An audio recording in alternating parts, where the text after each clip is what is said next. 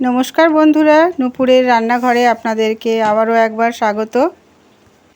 आज आमी खूब सहज पद्धतिते घरे थाका किछु उपकरण दिए एकटा ब्रेड चप तैरी करछि। এই বৃষ্টির দিনে সন্ধ্যাবেলায় কি খাবো মনে করলে এটা করে নিতে পারো তোমরা। তাহলে চলো কিভাবে তৈরি করছি দেখে নিই। এখানে প্রথমে আমি 4টে আলু সেদ্ধ করে নিয়েছি। আলুগুলোকে প্রথমে ভালো করে খোসা ছাড়িয়ে নেব। বন্ধুরা তোমাদেরকে একটা কথা বলি, তোমরা যদি চাও এখানে আলু সেদ্ধর পরিবর্তে তোমরা যদি বাড়িতে চিকেন থাকে তোমরা সেই চিকেনটাকে কিমা করেও করতে পারো।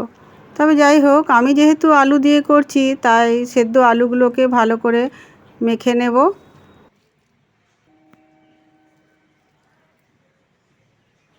আলুটা আমার ভালো করে মাখা হয়ে গেছে। এবার আমি এতে কিছু উপকরণ মেশাবো। তার মধ্যে প্রথমেই কিছুটা কুচনো পেঁয়াজ দেব, কিছুটা আদা কুচি, কিছুটা রসুন কুচি, কিছুটা কাঁচা লঙ্কা কুচি। কাঁচা লঙ্কাটা যে যেমন ঝাল খাবে সেই অনুপাতে দেব। এরপর কিছুটা লেবুর রস দিলাম। লেবুর রসের পরিবর্তে আমচুরও দেওয়া যেতে পারে, যেহেতু আমার কাছে আমচুর এখানে ছিল না তাই আমি লেবু ব্যবহার করেছি। তারপর কিছুটা বাদাম ভাজা, কিশমিশ, তারপর স্বাদমতো নুন আর কিছুটা আমি ভাজা মশলা দিয়েছি। এবার সব উপকরণ একসঙ্গে দিয়ে ভালো করে মেখে নিলাম। বন্ধুরা এই ভাজা মশলা আমি কি উপকরণ দিয়ে করেছি তোমরা যদি জানতে চাও আমাকে কমেন্টে জানিও, অবশ্যই আমি তোমাদের জানিয়ে দেব। তো এবার চলে আসি ব্যাটারটা কিভাবে আমি তৈরি করলাম।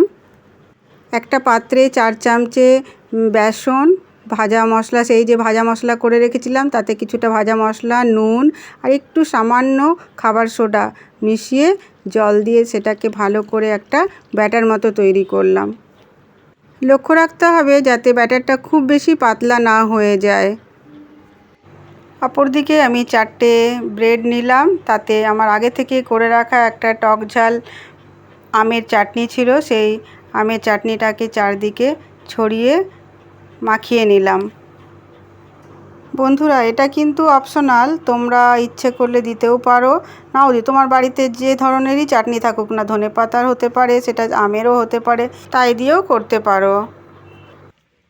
এবার সেই যে আলুর পুর করে রেখেছিলাম তার থেকে একটু একটু করে নিয়ে ব্রেডের ওপর ছড়িয়ে দেব। ভালোভাবে ছড়াবো যাতে কোনো অংশ ফাঁকা না থাকে।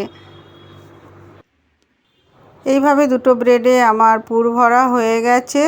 এবার এর ওপর একটা করে ব্রেড আমি বসিয়ে দেব। এবার সামান্য একটু চেপে দেব যাতে খুলে না যায়।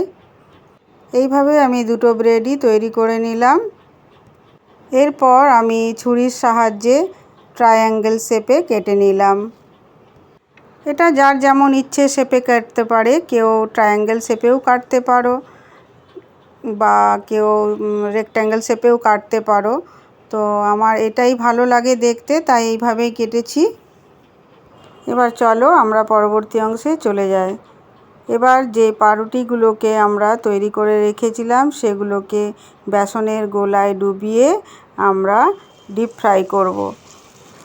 এইভাবে আমরা প্রত্যেকটা পাউরুটিকে আমরা বেসনের গোলায় ডুবিয়ে ডিপ ফ্রাই করে নেব। এইভাবে একটা পিঠ হয়ে গেলে অপর পিঠটাও আমরা ডিপ ফ্রাই করে নেব।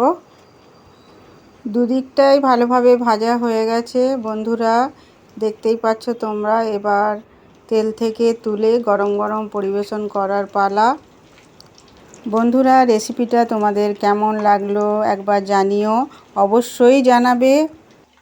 তোমাদের ভালো লাগা থেকেই আমার নতুন নতুন ভিডিও করায় অনুপ্রাণিত হই।